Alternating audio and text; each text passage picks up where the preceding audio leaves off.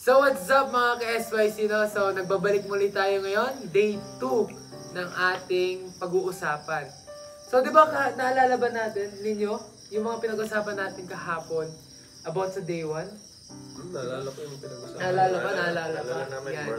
Di ba marami tayong mga pinag-usapan kung ano yung mga magiging goal natin for day 2. Di ba? So ngayon day 2, marami rin mga naganap na pangyayari na mistulang life-changing pangako no, sa mga youth natin, di ba? Para sa inyo, ano yung naging highlight ngayon dito? Para sa akin, Brother Ren, sobrang naging highlight yung Amazing Race na ginawa ng na pinangunahan ng Ward 3, no? Yun yung parang para sa akin yung isa sa pinakamagandang nangyari ngayong araw.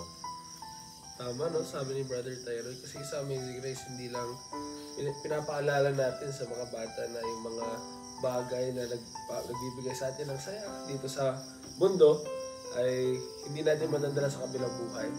At may mga daan na hindi natin alam na yun pala yung paraan natin para makabalik sa presensya ni Heavenly Father. Yan, tama. So, doon sa The Amazing Race na yun, maalala natin din yung Lehi's Journey. So, natin makikita kung sino yung mga tao na pupunta sa great and spacious building, sa worldly things, or sino yung tao na gustong kumuha ng fruit. Ibig sabihin, yung eternal happiness. So, mag-hold on sa Right. rod. Yes. Yan. Tama. So yung Amazing Race talaga yung pinaka-highlight natin this activity.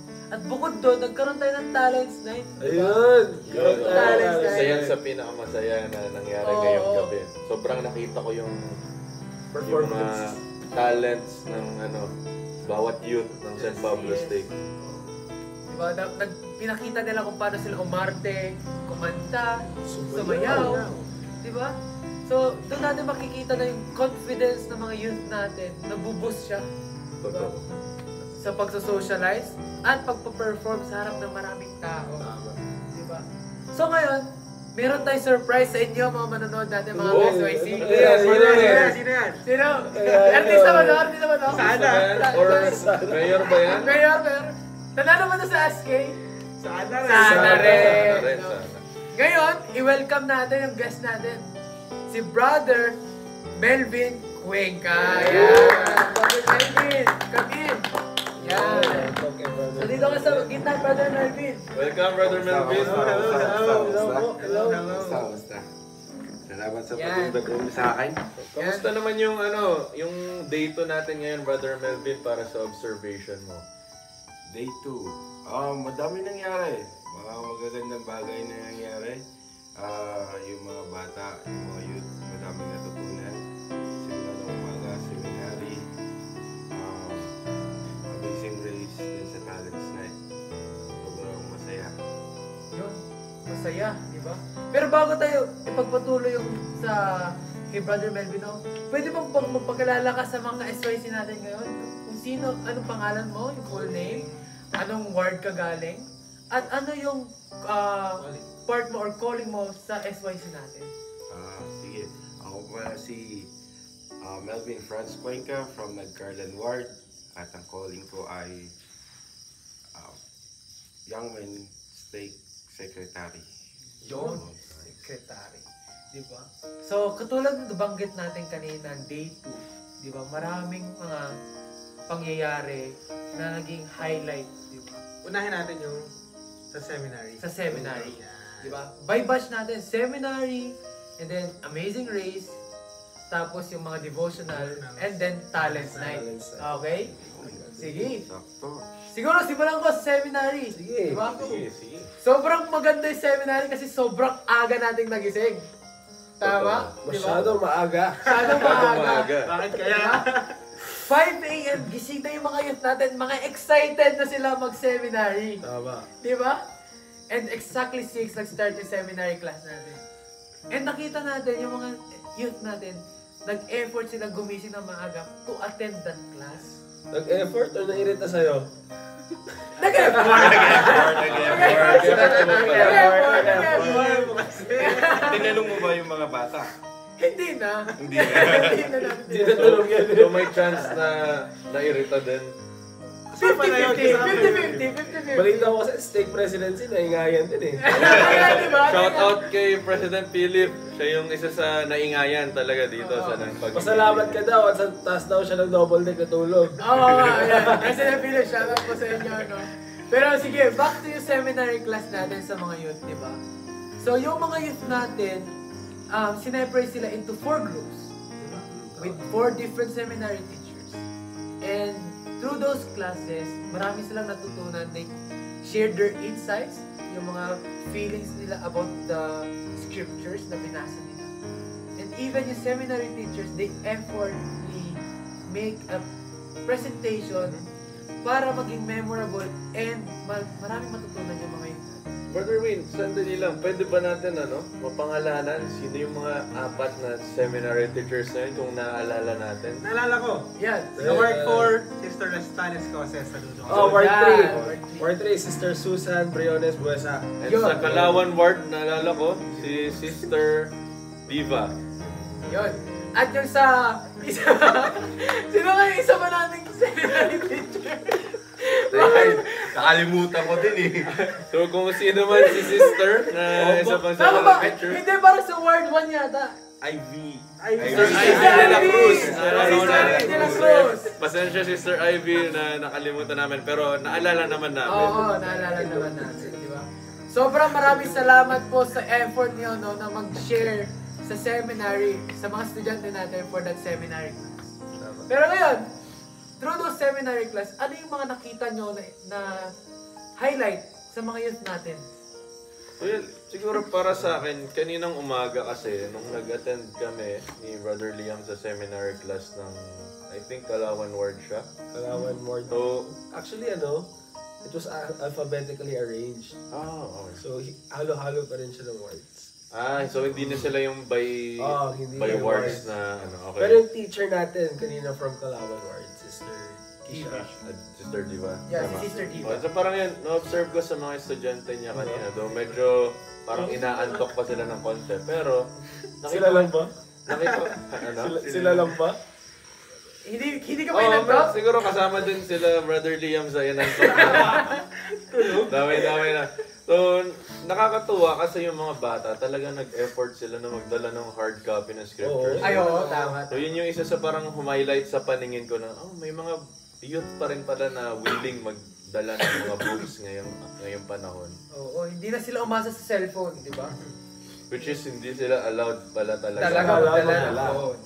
Saya, papakita ko sana yung mga nasam-sam ko eh.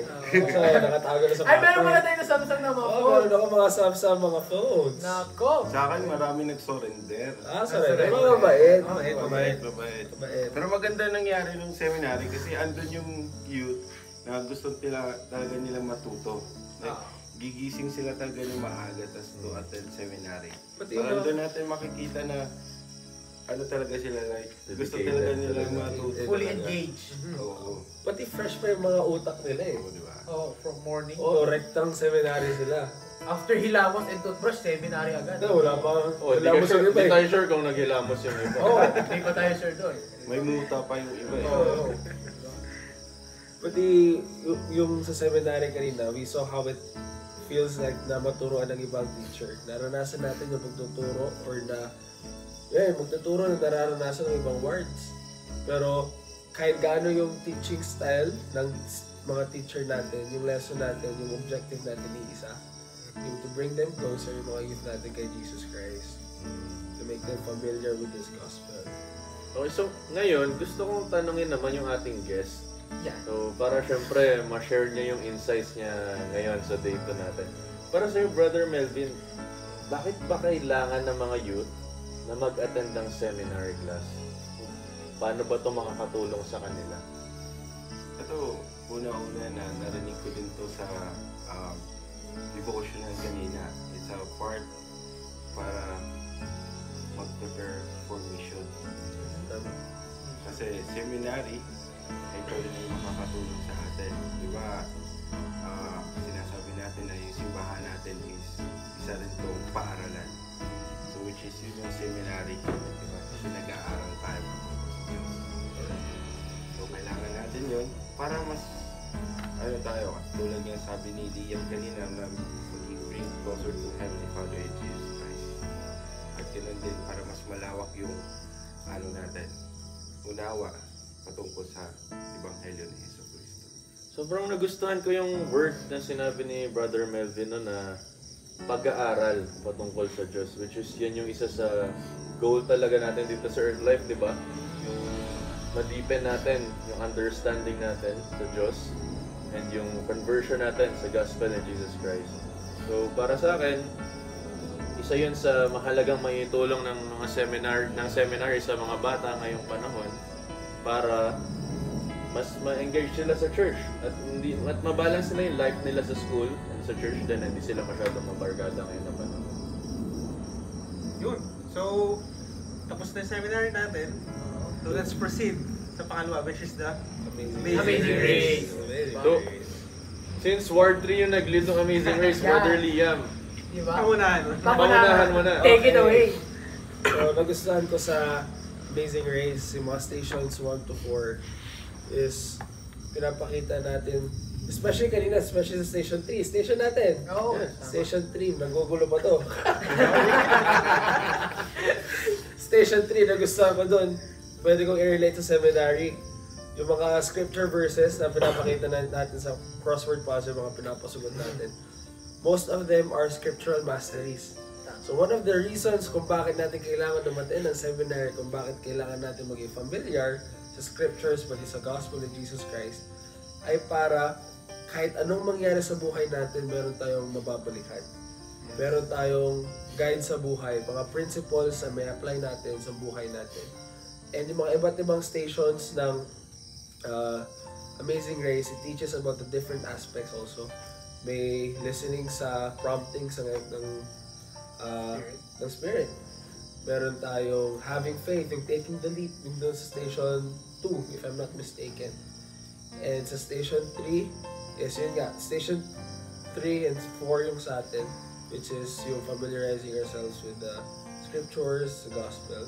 And syempre, makakalimutan ba natin ang station 5? Ay, Hindi natin makakalimutan isa yan ang sa station favorite 5. ka na station. favorite ko yun. Station 5 which is the celestial room. So yung celestial room nga na nag-usapan natin kanina, yung nagre-remind sa mga youth natin na maraming bagay dito sa mundo na maaari tayong ilayo sa tamang daan or sa covenant path.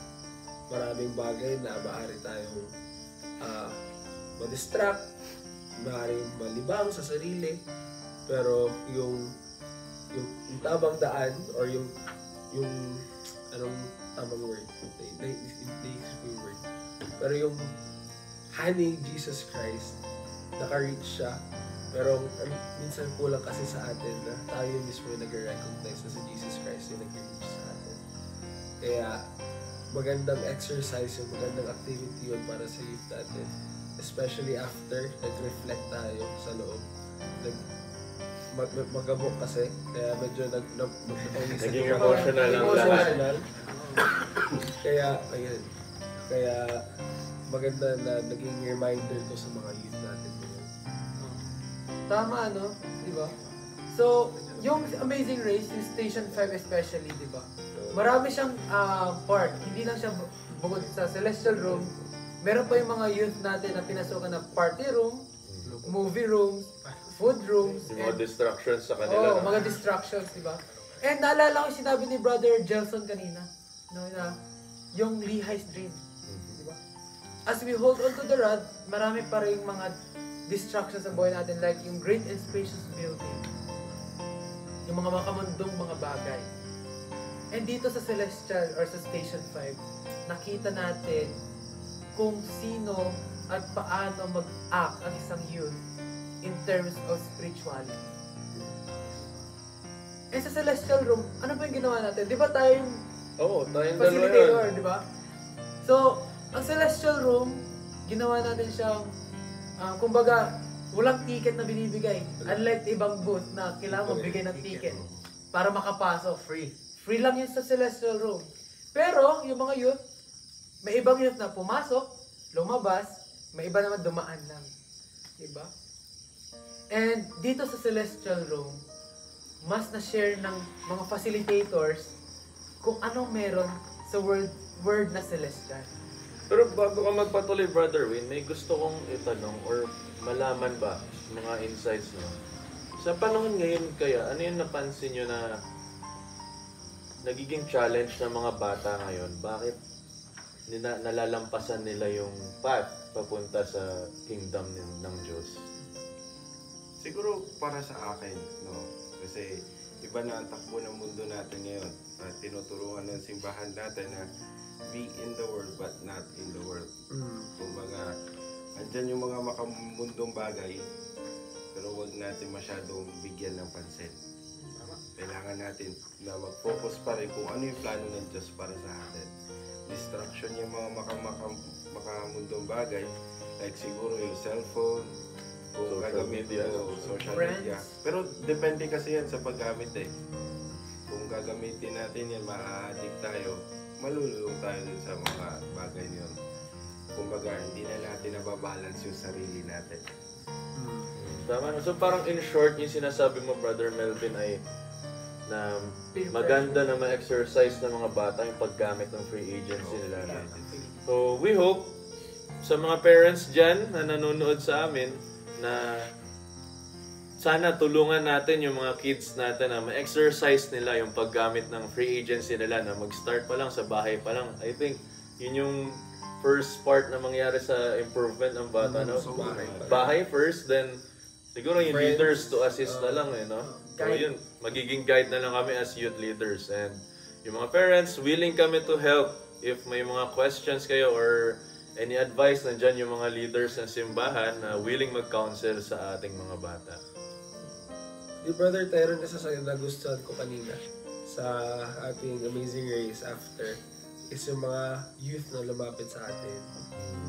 And naiyak talaga ako kasi nare-recognize nila yung mga pagkukulang nila sa atin as walang issue dyan.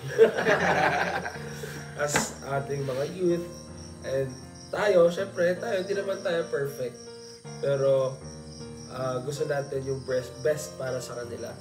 And sometimes hindi nila nare-recognize na yun ang gusto natin para sa kanila. Pero yung lumapit sila sa atin kanina, I was really touched when sabi nila na, I'm so sorry kuya, hindi ko alam na ganito pala ako. And they told me that they're inspired and they're encouraged to do better as a youth para sa ating mga leaders. Actually, dun sa Celestial Room, isa ako sa mga witness. Nakita ko yung spirit sa loob, kahit medyo maingay sa labas, may spirit pa rin. So yun, sobrang thankful ako sa mga facilitator, sa inyong dalawa, kay Sister Kisha, kung nanood ka man. Yan. So, ako naalala ko nga, may isang quote na ako nabasa, sabi, repentance is not when you cry, it is when you change. So although nakita natin yung naging emotional sila, pero ang highlight dapat nun is kung magbabago ka ba. So challenge namin sa ating lahat, sa mga youth, na let's start to change. Yun lang.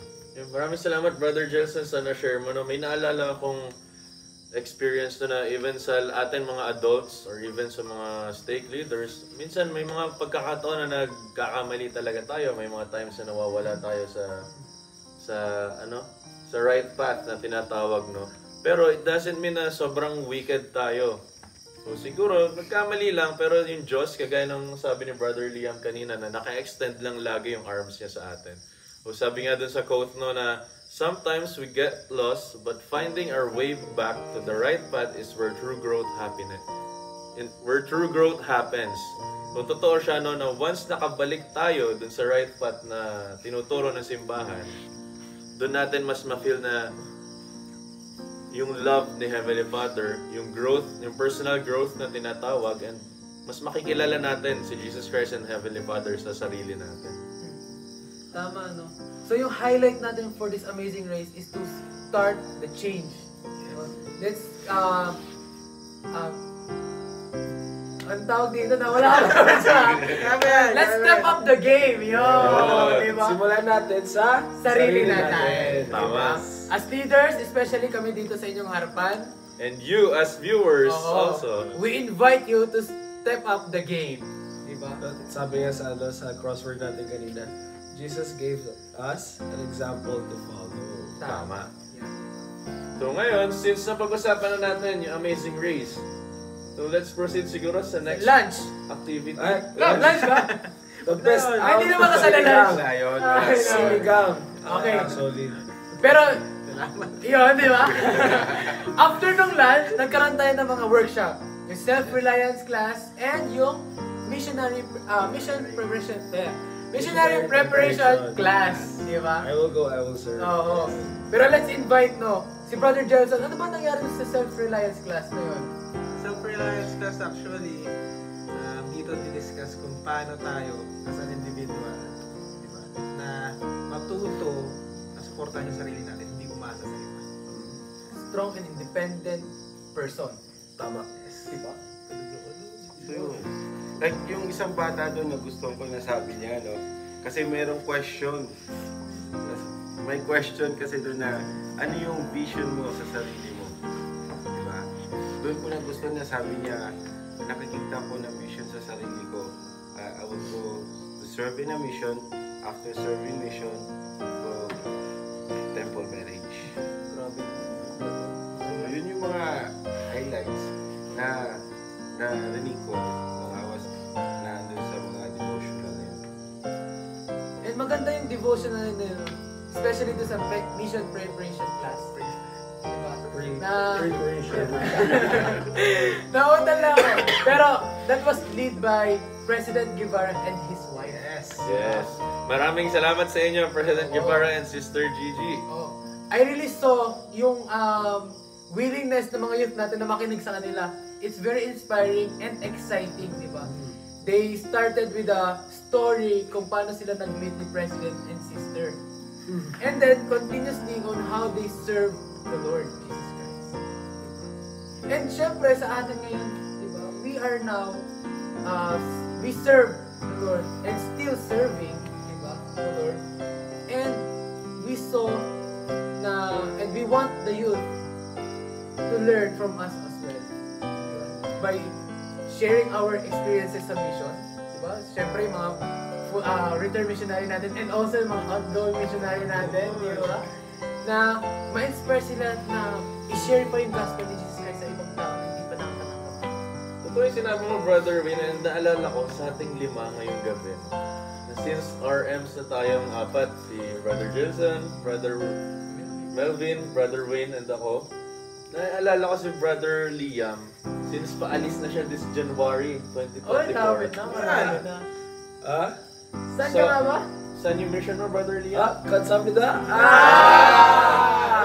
Nakuha niyo na yung clue. May Kaya- saan siya. Another set? No, set Korea Soul South Mission. Yeah. So ngayon, Brother Liam, gusto ko itang tanungin, since galing ka sa youth and nag-prepare ka ng mission and next year paalis ka na. Ngayon, ano yung pwede mong ma-share sa mga youth na viewers natin or even mga YSAs na nagpre-prepare ng mission? Ano yung pwede mong i-share sa kanila na bagay na ma-inspire sila to apply also sa mission? Siguro, as someone who has also attended the workshop ni President and Sister Guevara nung last YSA conference. Yun din yung workshop nila para sa aming mga hindi pa nakapag-serve or preparing. Is one of my takeaways is yung what I said last night sa Luke chapter 2 verse 52, yung Jesus Christ grew in favor of man and God, and he grew in wisdom and stature. So yung 4 aspects of life, yung spiritual, physical, emotional, and intellectual, kailangan balance yung lahat. Kasi yung 4 na yun is very essential. It's the most essential thing when it comes to serving our mission. Especially yung physical and spiritual. Physical, kasi kailangan, you should, sinasabi sa application form ngayon, you should be able to walk 8 to 12 hours for at least 8 to 12 hours a day. Wow. And be able to climb at least 2 hours worth of stairs. Tapos, 5-hour bike rides. May mga ganun na kasama ngayon sa mission application. Kailangan healthy tayo spiritually kasi syempre, gospel ni Jesus Christ yung i-share natin. Dapat familiar tayo sa gospel niya. Lalong-lalo na sa Book of Mormon. Yes. Tama. Isa sa preparations ko dyan is nakikipag-work ako sa missionaries at least once a week at regularly para to get a glimpse of what I could experience sa aking mission. Emotionally, of course, hindi naman lahat ng mararanasan natin sa mission is ups. Sometimes we'll face rejections, we'll face sometimes racism, we will face a lot of conflicts sa mission natin na makakapag-effect sa atin emotionally. Lalong-lalo na malayo tayo sa family natin. Lalayo tayo sa comfort zone natin. And last, it's intellectually. There will be some people, there will be some investigators, I understand na will want to, paano ko ba sasabihin to? Hindi naman, sa emotional yan eh. Sa emotional yan. Pero there will be some people na gusto makipag-debate. And very common yan, makikipag-debate sa mission. And yung intellectual is, I can also relate it to emotional. We have the maturity to turn down those invitations, to turn down those, di naman challenge, pero yung mga naghahamon, yung intellectual sense natin is being mature enough to ignore those. And siguro one of the advice I could give sa mga preparing besides that is do not ano yung word na doon? Do not Engage. hindi. Start. No. Do not start. Do Do not procrastinate. procrastinate. Kasi Ano pala? the more we delay yung pag-improve natin sa sarili natin, we're also delaying the blessings na pwedeng ma-receive ng mga brothers and sisters natin dyan na hindi alam ang gospel of Jesus Christ. The more we procrastinate, the more we are delaying them, the more we are denying them of the love, of the joy, of the blessings na pinrami sa Heavenly Father sa ating lahat.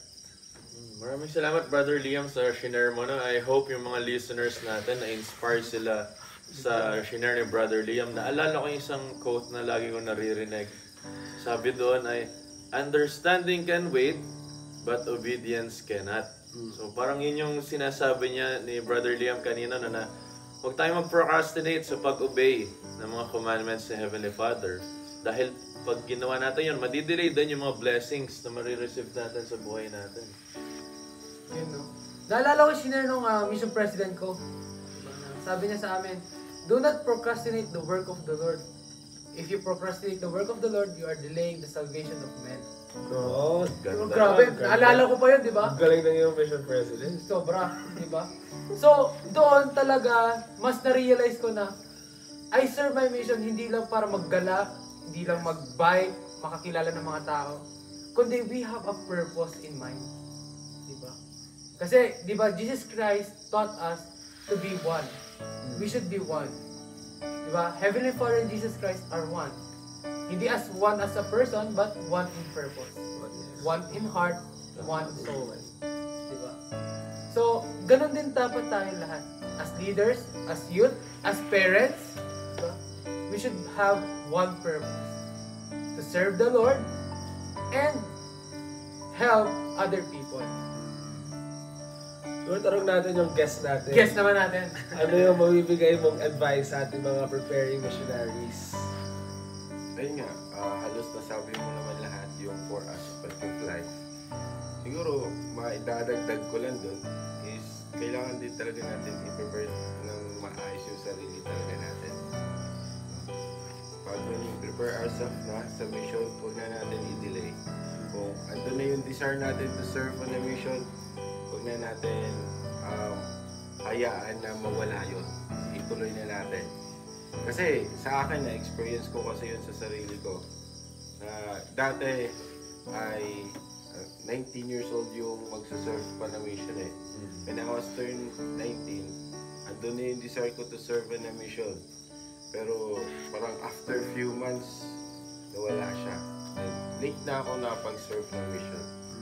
So, nung naandun na uli yung desire ko to serve in a mission, ano na, tinuloy-tuloy ko na siya. Ayoko na siyang i-delay. Kasi tulad nyo nga, nasabi nyo kanina, if we delay kung ano yung gusto ng Diyos, mati-delay din yung blessing na matatanggap natin. So, para sa akin, dahil nasabi na naman ni Kuya Liam, yung dapat gawin natin when we prepare sa mission, sa akin, ituloy lang natin kung anong desire, kung ano yung naumpisahan natin. Huwag natin hayaan na mawala pa. Tama. I testify dun sa sinabi na Brother Melvin, no? So, parang yung pinopoint out niya nung una ay yung preparation natin sa sarili natin, no? As youth and as YSA also. So, sabi nga doon sa sobrang famous na line, di ba? Yung, if we fail to prepare, we are preparing to fail. So, kailangan mag-start talaga sa sarili natin, no? So, ngayon, kung wala nang idadagdag ang iba, so mag-proceed tayo dun sa next activity na nangyari, Highlight na ating araw. which is yung Talents Night! Yun. Yun, parang kanina nga, nag-uusap kami ni Mark sa room namin. So sabi niya, sobrang ganda daw. Walang, as in, walang tapon. So, nakita natin doon yung preparation ng youth, preparation ng leaders na, ano yun, alam mo yun, na yung talent nila i-showcase dito sa activity na to. Yes. Lahat ng mga bata nagkaroon sila ng opportunity kasi ang ginawa natin per ward eh. Yes. So, nasanay tayo na pag talents night, individuals or groups lang. Ginawa natin per ward. So, wala silang choice. Pero kundi ipakita nila yung kanilang talents. And na-prove natin na lahat ng ating mga youth, lahat tayo, brothers and sisters, ay merong God-given talents. Sometimes, kulang lang tayo ng self-confidence. Pero, yung God-given talent natin, it helps us improve ourselves. And nakita ko yun, yung testimony ko dyan, yung sa isa naming youth kay Randon. Kailangan niyo si Randon, diba? Si Vince. Brandon Artieda? Artieda, yung kapatid ni Renz. Ang ganun, kasi recent convert siya. Na-converts, na-baptize sila, parang mga July. Kailan ba nag-sports fest? June. Oh, mga Mga July. Around that Months time, ago. months ago lang. And before, hindi talaga sila mag-uusap. Nakakalaro lang natin sila sa basketball, pero wala na. Pagdating ng church, hindi na natin sila nakakausap. Pero after attending practice regularly ng kanilang performance for Talents Night, is nakita namin yung improvement ni Randon sa kanyang pakikipag-socialize sa mga kapwa youth niya. And eventually, yung brother niya si Ayan naman, si Roynel, tama ba? Is umattend na rin siya ng practice. And nakikipagsalamuha na rin siya sa kanyang mga kapwa youth, which is a very wonderful thing to see as someone na seen them grow socially, and it's great for me to see them bond with their fellow youth. Salamat, Brother Liam. So, kung baga sa basketball, merong tinatawag na most improved player. Siguro si Randon yung parang most improved youth ngayong taon, no? Mas maganda sana mabigyan siya ng award ng Ward 3 siguro sa mga susunod na linggo, no? Gano'n budget. And naalala ko, si Randon and Ayan, naalala ko nag-a-attend din sila ng seminar class sa Stake Center sa San Pablo, no? So yun yung siguro isa sa mga nakatulong sa kanila to improve yung makikipag-socialize. Siyempre mas nakaklose na nila yung mga classmates nila doon. So yun, inaantok na ba tayo? Malapit na. Pero yun, di ba? So, yung Talents Night, katulad sinabi niya na showcase lahat, di ba? Lahat ng mga youth na umattend ngayon, nabigyan sila ng pagkakataon to show themselves or to show their talents sa ating lahat. Na-boost yung confidence nila, di ba? And especially, nagkaroon sila ng time to socialize themselves. Di ba? Not just their talents, but to make friends Di ba? Even sa mga kaward nila. Like them, na bago mga binyag.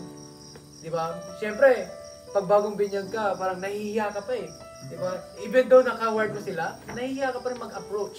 Pero like them, at a young age, they already know how to engage or to how to approach and to boost their talents in their work. Di ba?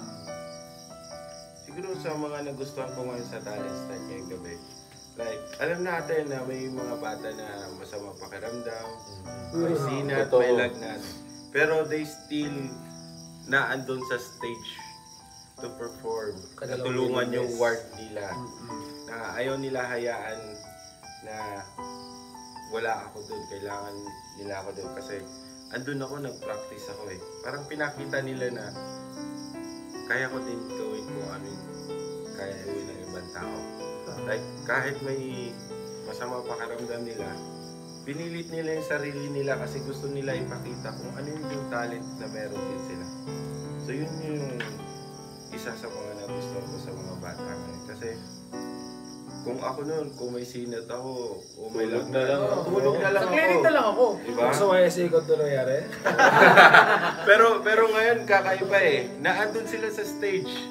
Parang makikita mo, ito ba yung may sakit? Parang ano eh. Biglang nawala. Biglang Parang nawala. kanina ang tamlay mo ah. Oo, diba? Kanilay mo eh. Parang ibig sabihin, willing talaga sila to Oh. show their talent. Willing Hindi sila yung, na. ay nagkasakit ako, hindi na ako sasali. Oo. Yung ligtas na ako, parang gano'n. Di ba? Wala sila yung mindset na gano'n. Parang Yes. ang gusto nila, Laban lagi. laban lang. For the go. For the go. Kasi alam ko, yung mga nagkasakit, kasi yung mga nagkasakit, yun yung mga main character eh. Oo. Yun yung mga may mga main Tama, character. Oo. Mga walang boses. Yun Ward yung 4 mga and Ward 3, di ba? Oo. Dalawang main character. Dun, lalo na sa ibang ward, may mga 3 o 4 na Sa clinic. nasa clinic. Pero makikita natin na doon sila sa stage eh. Parang wala na silang sakit. Mga bigla. harurot. Pero ayun lang, no? Yun yung nagustuhan ko sa kanila. Ano sila, andun yung kagustuhan nila na mag-perform talaga, ipakita yung talent nila sa ibang tao. Maraming salamat, Brother Melvin, sa share mo na. And I know, brothers and sisters, na yung Talents Night, isa siya sa magandang activity na para katulad ng nasabi ng bawat isa na mapakita ng mga youth yung mga hidden talents nila na nahihiya silang ilabas sa bahay nila, baka i-bash ng parents or ng mga mas nakakatandang kapatid, no? So at least ngayon, mga kapwa youth yung kasama nila, napakita nila yung mga hilig nila, yung mga marunong palang kumanta, marunong sumayaw, marunong umarte, which is package din talaga yung mga talents sa mga youth ngayon taon na nakita ko. And isa sa blessing din na nakita ko ngayong SYC, kung gaano ka prepared talaga yung mga leaders, no, na inasikaso itong activity. Like sa sinabi ng Brother Melvin, ang dami talaga nagkasakit. May mga ilan pa na nahihimatay, which is isa kami sa witness kanina. And nakita namin yung blessing ng preparation talaga sa bawat bagay, na nakapag-prepare ang stake ng mga medic team, ng security team na nagtulungan para madala sa clinic yung mga pasyente. So, doon ko nakita na yung preparation, malaking bagay talaga siya, brothers and sisters. Hindi lang sa school, hindi lang sa work, kundi sa spirituality and sa pag-receive ng revelation din. And we're so much thankful sa mga stake leaders, kay President Guevara, President Andal, and President Philip Aranguren na naka-receive ng revelation na kailangan ng medic team ng SYC. And siguro, medyo late na rin yung gabi, no? Pero, before tayo mag-end, meron akong may gusto lang ako i-comment sa mga stake, sa preparation. Yung pagiging punctual kada activity. Kung sinabing gantong oras tayo magsa-start, gantong oras tayo mag-end, nasusunod yun. Tama. Which has made it smooth para sa ating mga leaders na i-handle ang mga youth sa ating SYC. So, ayun, sige. Like, kumbaga hindi na nagkakaproblema sa schedule. Oo. Kasi once na lumagpas o late, nababago lahat ng schedule. Lahat is Shuffle agad yung Oo, plans. oo. eh, no? Shuffle lahat. Pero ayun nga, maganda doon. On time. Start, on time din ang end ng activity. So yun mga ka-SYC, no? Nalaman nyo kung ano yung mga nangyari ngayong day 2. Pero, hindi dun lahat natatapos, di ba? Meron pang day 3. Meron pa? Siyempre meron pa! Kailan yun? Bukas! Pupunta pa lang tayo sa exciting part! Diba? Save the last for best! Ha? Ay, mali! Save the best for last! So ngayon mga ka-SYC, gusto namin magpasalamat sa inyong lahat ng manonood and also kay Brother Melvin sa pag-join sa amin ngayong gabi. Salamat sa pag-invite. So mahal na mahal namin kayong lahat. And yun nga, ako si Brother Tyron. Brother Wayne! Brother Melvin. Brother Liam! Brother Gelson. At nagpapasalamat sa inyong lahat. Hanggang sa muli! Paalam!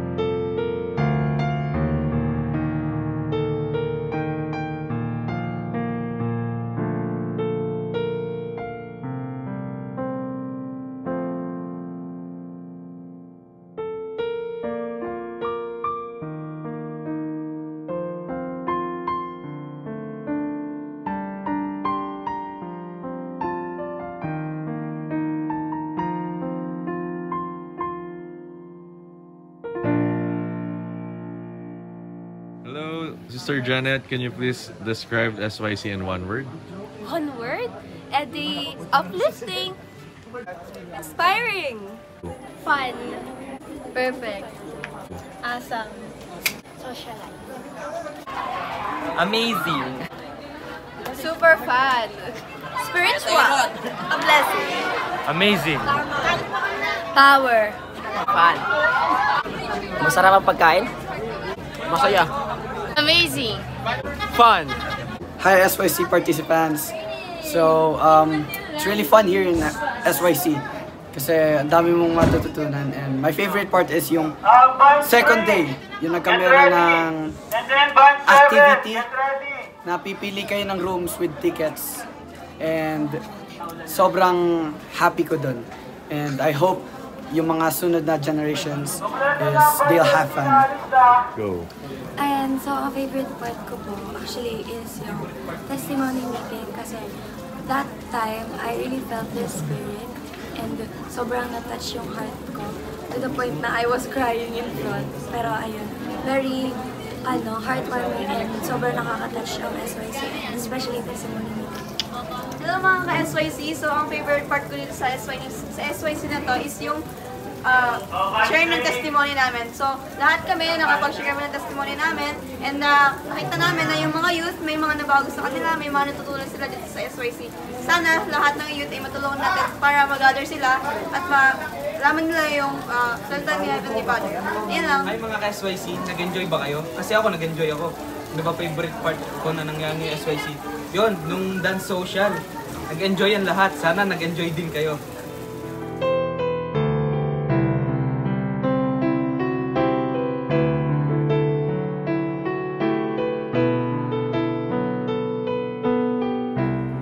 Hello Hello, mga mga ka-SYC! ka-SYC! So for our SYC participants for this year, maraming salamat sa pag-attend and just a short message for all of you.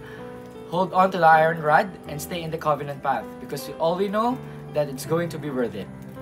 Ayan, and for those youth naman na mga hindi nakasama, huwag kayong malungkot kasi there's so much more activities pa na nag-aantay and we hope na makita ulit namin kayo sa mga susunod na activities. And we Can do all things through Christ. We love you. We love you. Bye! Hi, San Pablo State Youth. We encourage you to apply everything that you've learned from the speakers and especially our special devotional speaker, Elder Sister Lee. So don't forget the feelings that you experienced during this conference, and hopefully during those times that you'll be challenged, you'll be able to remember that. Okay, enjoy. So masaya kami to be here with you, especially with your great leaders sa Pablo Stake. I know you're very strong. I felt your strength kanina habang sinishake hands ko about isa sa inyo. And we're grateful na makasama namin kayo ngayong araw na ito. It's a privilege for us, Sister Lee, to share our short message para sa inyo. I hope na you felt the Spirit and you've learned so much from all the things that you've experienced dito sa youth conference ninyo. It's been a blessing. San Pablo State Youth, we love you. Andito lang kami para sa inyo. Sa akin naman po, we love you and we pray for you. We hope that you'll continue to listen to the whisperings of the Holy Spirit. Continue to do good and do your best. And always put Jesus Christ first in your life and by listening to the words of our living prophet and the Holy Ghost. I know you're doing great things and you will do great more things. And we are proud of you. Ingat kayo! And para sa mga hindi nakasama, next State Youth Conference, see ya! See ya!